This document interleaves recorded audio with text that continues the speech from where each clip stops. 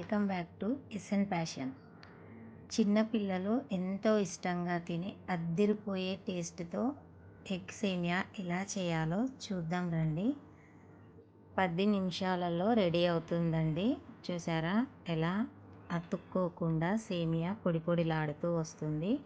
Try చేయండి, చాలా బాగుంటుంది. చాలా ఈజీ చేసుకోవడం. రండి చూద్దాం ఎలా చేయాలో. ముందుగా స్టవ్ వెలిగించుకొని స్టవ్ పైన ఒక సాస్ ప్యాన్ తీసుకొని అందులో ఒక 2 గ్లాసుల వాటర్ వేసి వాటర్ని మరిగించుకోవాలి.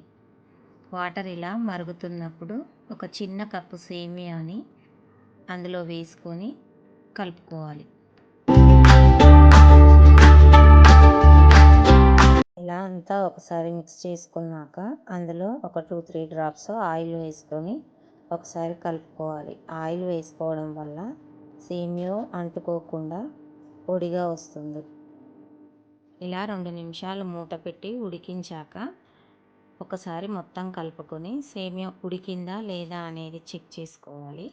సేమియా ఉడికింది అనుకున్నాక స్టవ్ ఆపుకొని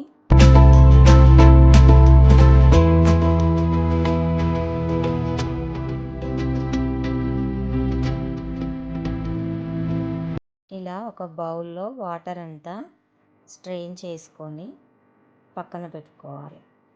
చూసారా, ఆయిల్ వేయడం వల్ల పొడి పొడిగా సేమియా అతుక్కోకుండా వచ్చింది.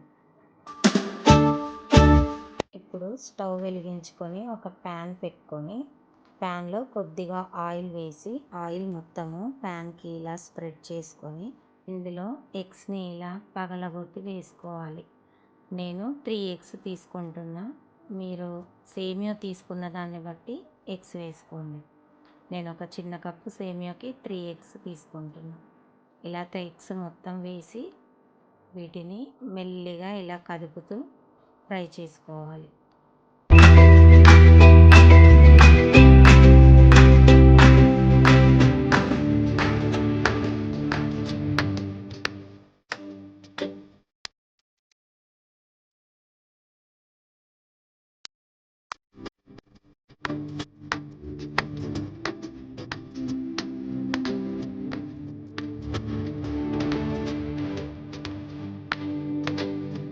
ఇందులో కొద్దిగా సాల్ట్ వేసుకొని మొత్తం ఒకసారి కలిపి కొంచెం బ్రౌన్ అయ్యేంత వరకు ఫ్రై చేసుకోవాలి.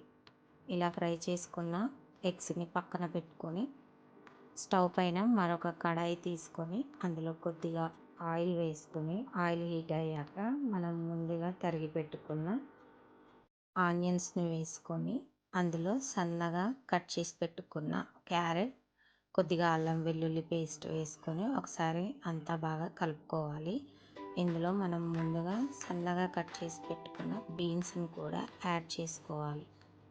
ఇలా ఇవన్నీ ఒకసారి మిక్స్ అయ్యి అల్లం వెల్లుల్లి పేస్ట్ పచ్చివాసన పోయాక అందులో కొద్దిగా కరివేపాకు వేసుకొని మరొకసారి కలుపుకోవాలి.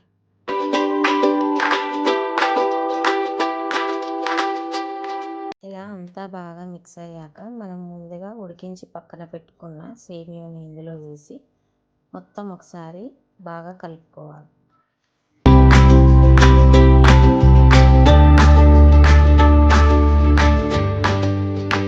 ఇలా అంతా మిక్స్ అయ్యాక ఇందులో కొద్దిగా మిరియాల పౌడరు, కొద్దిగా కారం వేసుకొని మరొకసారి కలుపుకోవాలి.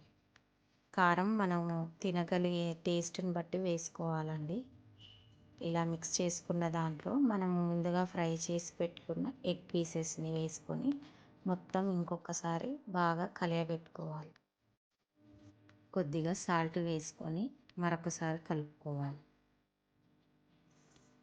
బాగా మిక్స్ చేసుకుని ఒక 3 నిమిషాలు ఉడికించుకున్న తర్వాత స్టవ్ ఆర్పే ముందు అరచెక్క నిమ్మకాయని పిండుకొని ఒక్కసారి మళ్ళీ కలబెట్టుకొని స్టవ్ ఆర్పేసి సర్వ్ చేసుకోవడమే.